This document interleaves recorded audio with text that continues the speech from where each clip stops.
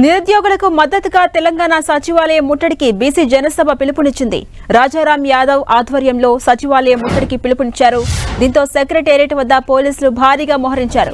3 విభాగాల పోలీసులతో భద్రతను ఏర్పాటు చేశారు. సచివాలయం 4 గేట్ల దగ్గర పోలీసులు పహారా కాస్తున్నారు. కాసేపట్లో సీఎం రేవంత్ రెడ్డి సెక్రటేరియట్ కు రాబోతున్నారు. మరోవైపు ఫీజు రియంబర్స్మెంట్ కోసం సచివాలయం ముట్టడికి ఏఐఎస్ఎఫ్ పిలుపునిచ్చింది.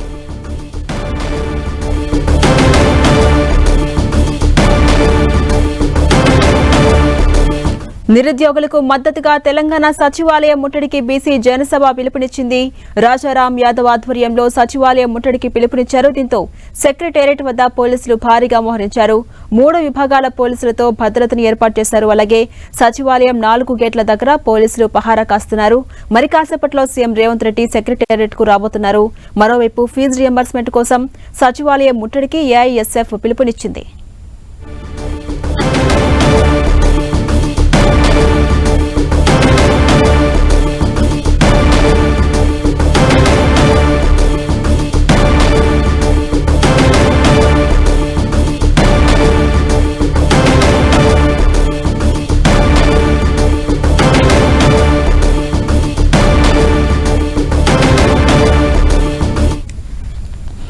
నిరుద్యోగులకు మద్దతుగా తెలంగాణ సచివాలయం ముట్టడికి బీసీ జనసభ పిలుపునిచ్చింది.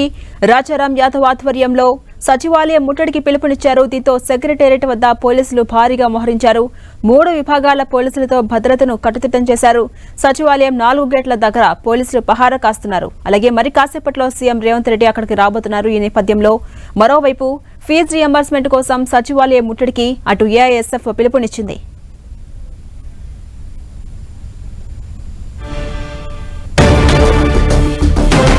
ఇదే అంశంపై మరింత సమాచారం మా ప్రతినిధి కొండల్ అందిస్తారు. కొండల్, సచివాలయం దగ్గర ఉద్రిక్త వాతావరణం కనిపిస్తోంది. నిరుద్యోగులకు మద్దతుగా అటు తెలంగాణ సచివాలయం ముట్టడికి బీసీ జనసభ పిలుపునిచ్చింది. దానికి సంబంధించి అప్డేట్స్ ఏంటి? సెక్రటరీ దగ్గర పోలీసులు అయితే మోహరించారు. మొత్తం 4 గేట్ల వైపు కూడా పోలీసులు పూర్తి స్థాయిలో మోహరించిన పరిస్థితి అయితే కనిపిస్తుంది. ఎందుకంటే బీసీ జనసభ సెక్రటరేట్ ముట్టడికి పిలుపునిచ్చింది. మరోవైపు ఏఐఎస్ఎఫ్ కూడా సెక్రటరేట్కు ముట్టడికి పిలుపునిచ్చిన నేపథ్యం ఉంది.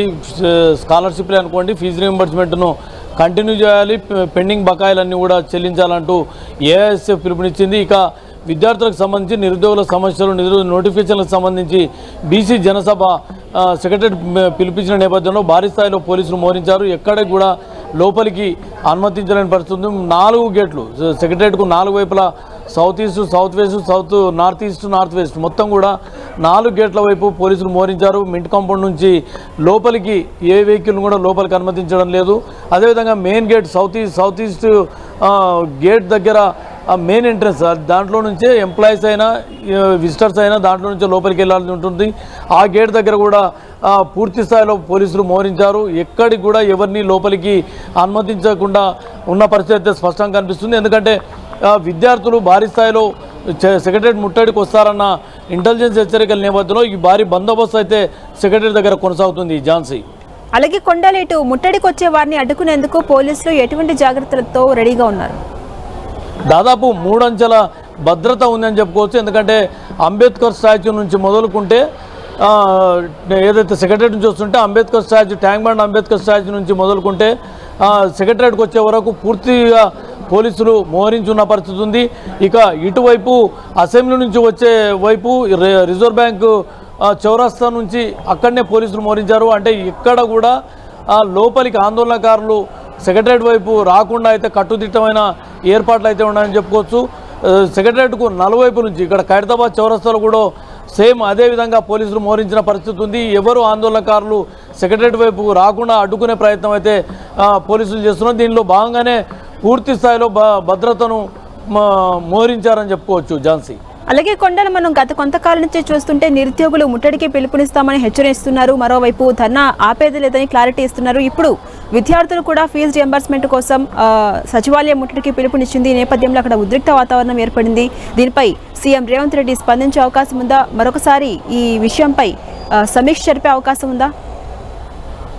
మరి కాసేపట్లో సెక్రటరేట్కు సీఎం రేవంత్ రెడ్డి రాబోతున్నారు. ఈరోజు ఫైనాన్స్ ఆర్థిక శాఖలపైన ఆయన రివ్యూ చేయబోతున్నారు.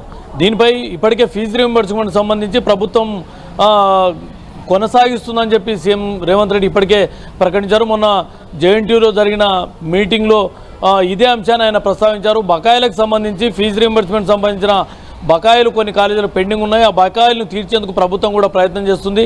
గత ప్రభుత్వం చేసిన కొంత ఇష్యూస్తోనే బకాయిలు పెండింగ్లో పడ్డాయి. ఆ పెండింగ్ బకాయిలను చెల్లించేందుకు మంత్రి శ్రీధర్ బాబుకు బాధ్యతలు అప్పచెప్పారు. దీనిపైన కాలేజీ యాజమాన్యాలతో మాట్లాడి షార్ట్అవుట్ చేయాలని చెప్పి ఆదేశాలు ఇస్తున్నారని చెప్పి అదే మీటింగ్లోనే సీఎం రేవంత్ రెడ్డి ఆదేశించారు. దీంతోపాటు ఫీజు రీయింబర్స్మెంట్కి సంబంధించి స్కీమ్ ఖచ్చితంగా మేము అమలు చేస్తాం, కంటిన్యూ చేస్తామని చెప్పి కూడా చెప్పారు. ఫీజు రీయింబర్స్మెంట్ అనే గతంలో కాంగ్రెస్ ప్రభుత్వం తీసుకొచ్చింది. అది చాలామంది పేద పిల్లలకు ఉపయోగపడే స్కీమ్ కాబట్టి దీన్ని కంటిన్యూ చేస్తాము ఈ ప్రభుత్వం, ఎవరు కూడా ఆందోళన చెందొద్దని చెప్పి అయితే ప్రభుత్వం నుంచి సీఎం రేవంత్ రెడ్డి మొన్న ప్రకటించిన సందర్భం ఉంది. అయితే ఫీజు బకాయిలకు సంబంధించి ఏదైతే ఫీజు రీయింబర్స్మెంట్ బకాయిలు అన్నవి కాలేజీల్లో విద్యార్థులకు కొంత ఇబ్బందికరంగా మారింది. కొన్ని చోట్ల సర్టిఫికెట్స్ ఇవ్వట్లేదు. ఇవన్నీ దృష్టిలో ఉంచుకొని తక్షణమే ప్రభుత్వం దీనిపైన స్పందించాలన్న డిమాండ్తో సచివాలయం ముట్టడికి ఈరోజు పిలుపునిచ్చారు Jhansi. Right, thank you Kondal.